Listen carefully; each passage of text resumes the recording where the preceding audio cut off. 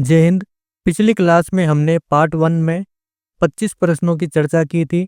आज पार्ट 2 में हम हृदय से संबंधित 25 प्रश्नों की चर्चा करेंगे। तो आइए शुरू करते हैं। आज का पहला प्रश्न है, शुद्ध रक्त को शरीर के सभी अंगों में भेजने वाली धमनी कौन सी है? तो ये धमनी कौन सी हो जाएगी? महाधमनी, जिसे क्या कहा जाता है? एरोटा। ओके, अब चलते हैं अगले प्रश्न की ओर। प्रश्न संख्या 27, हृदय की एक सामान्य धड़कन में कितनी मात्रा रक्त की प्रवाहित होती है?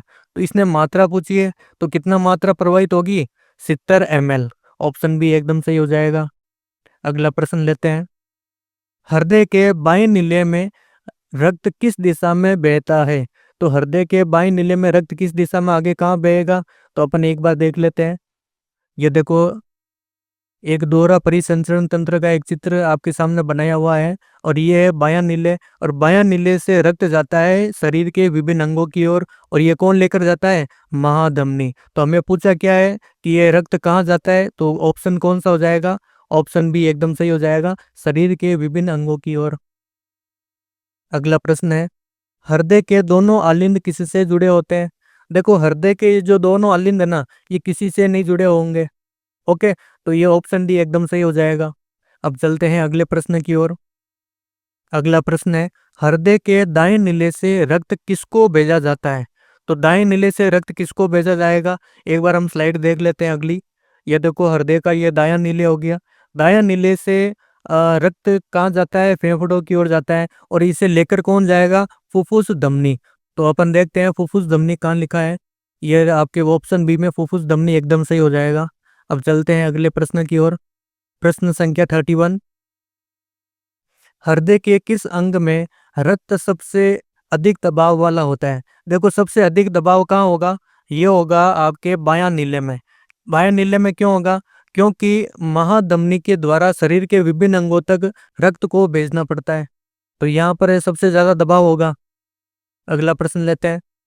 प्रश्न संख्या 32, निम्नलिखित में से कौन सा वाल्व दायां आलिंद और दायां नीले के बीच में स्थित होता है? तो एक बार हम स्लाइड को देख लेते हैं अगली। देखो, इस चित्र में आप देखिए, दायां आलिंद और दायां नीले के बीच में एक कपाट पाया जाता है, जिसे हम क्या कहते हैं?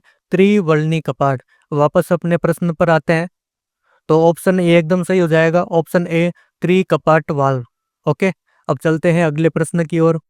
अगला प्रश्न है, हृदय के संकुचन के दौरान रक्त किस मार्ग से बहता है? देखो, हृदय का जब संकुचन होगा ना, तो रक्त किस मार्ग में बहेगा? दायां नीले से फेफड़ों की ओर जाएगा। ओके, और ये फेफड़ों की ओर क्यों जाएगा? क्योंकि इसे क्या चाहिए? ऑक्सीजन चाहिए, और ऑक्सीजन कहाँ से मिलेगा? फेफड़ों की ओर मिलेगा। ओके, अगला प्रश्न लेते हैं। अगला प्रश्न है, मानव हृदय में दो मुख्य प्रकार के रक्त प्रवाह होते हैं, जो कौन से हैं? देखो, एक रक्त प्रवाह होता है फुफ्फुसीय रक्त प्रवाह, और एक होता है शरीर रक्त प्रवाह। जो फुफ्फुसीय रक्त प्रवाह होता है वो फेफड़ों की ओर होता है।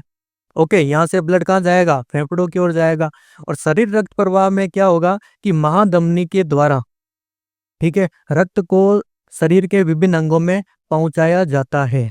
तो ऑप्शन डी एकदम सही हो जाएगा। अब चलते हैं अगले प्रश्न की ओर। प्रश्न संख्या 35, हृदय के किस अंग में रक्त को शुद्ध करने के लिए उसे फेफड़ों में भेजा जाता है? देखो, शुद्ध करने के लिए रक्त को क्या करना है? शुद्ध करना है। ठीक है, तो उसे फेफड़ों में कहाँ से भेजा जाएगा? देखो, हम अगली स्लाइड देख लेते हैं। यह रहा दायां नीले, और दायां नीले से फुफ्फुस धमनी क्या करती है? फेफड़ों की ओर लेकर जाती है। तो हमारा उत्तर क्या होगा? दायां नीले। अब वापस अपने प्रश्न की ओर आते हैं। देखो, ऑप्शन बी दायां नीले एकदम सही हो जाएगा। ओके, अगले प्रश्न की ओर चलते हैं।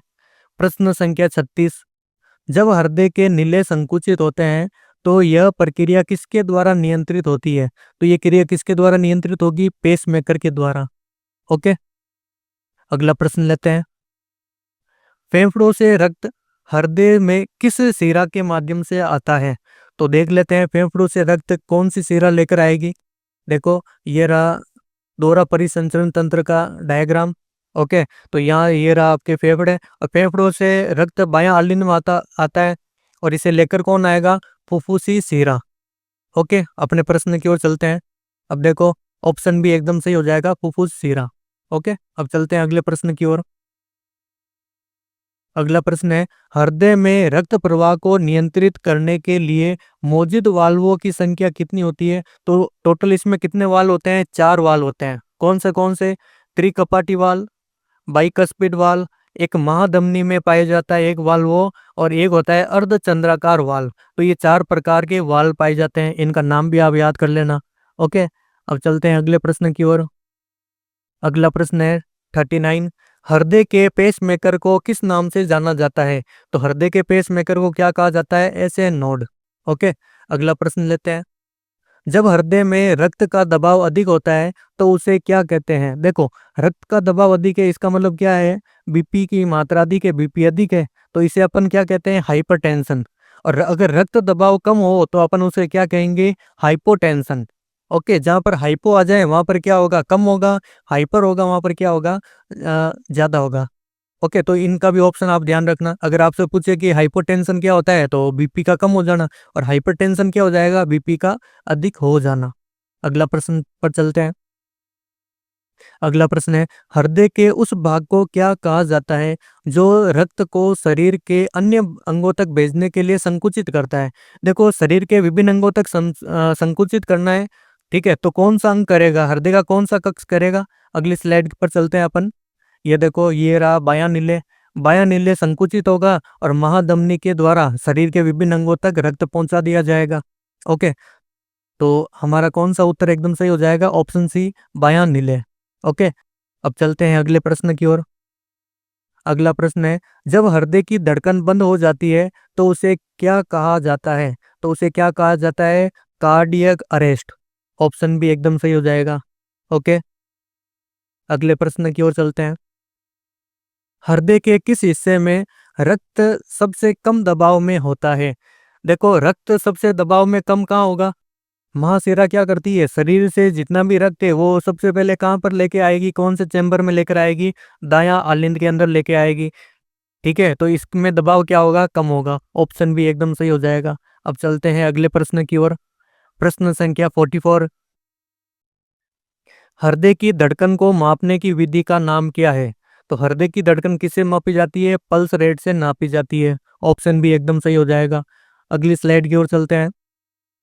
अगला प्रश्न है, हृदय का वह हिस्सा कौन सा है जो ऑक्सीजन रहित रक्त को फेफड़ों में भेजा जाता है? देखो, ऑक्सीजन रहित का पूछा है ना, तो एक बार अपन अगली स्लाइड पर समझ लेते हैं। देखो, ऑक्सीजन रहित पूछा है तो दायां नीले से फुफ्फुस धमनी से होता हुआ रक्त को कहाँ भेजा जाता है? फेफड़ों की ओर भेजा जाता है। और इधर की ओर बहने वाला रक्त क्या होगा? ऑक्सीजन रहित रहेगा। ओके, अब वापस अपने प्रश्न की ओर आते हैं। तो हमारा प्रश्न क्या पूछा था? वह कौन सा हिस्सा है? तो कौन सा हिस्सा होगा? दायां नीले। ऑप्शन ए एकदम सही हो जाएगा। अब चलते हैं अगले प्रश्न की ओर। प्रश्न संख्या 46, हृदय में रक्त के प्रवाह को नियंत्रित करने वाला वाल्व कौन सा है? तो रक्त के प्रवाह को नियंत्रित कौन करेगा? त्रिकपाटी वाल्व ये भी करेगा, अर्धचंद्राकार वाल्व ये भी करेगा, महाधमनी वाल्व ये भी करेगा। ओके, तो ये ऑप्शन डी एकदम सही हो जाएगा। ठीक है, अब चलते हैं अगले प्रश्न की ओर। अगला प्रश्न है, हृदय में रक्त की आपूर्ति को नियंत्रित करने वाली धमनी का क्या नाम है? देखो, रक्त की आपूर्ति को नियंत्रित कौन करता है? कोरोनरी धमनियां। ओके, कोरोनरी धमनियों का काम क्या होता है? ये हार्ट को ब्लड देता है। देखो, शरीर के विभिन्न अंगों को ब्लड कौन देगा? महाधमनी। ठीक है, लेकिन हृदय को ब्लड कौन देगा? कोरोनरी धमनियां। ये थोड़ा इंपॉर्टेंट है, याद रखना। ओके, अगले प्रश्न की ओर चलते हैं। प्रश्न संख्या 48, हृदय में सबसे पहले रक्त किस कक्ष में आता है?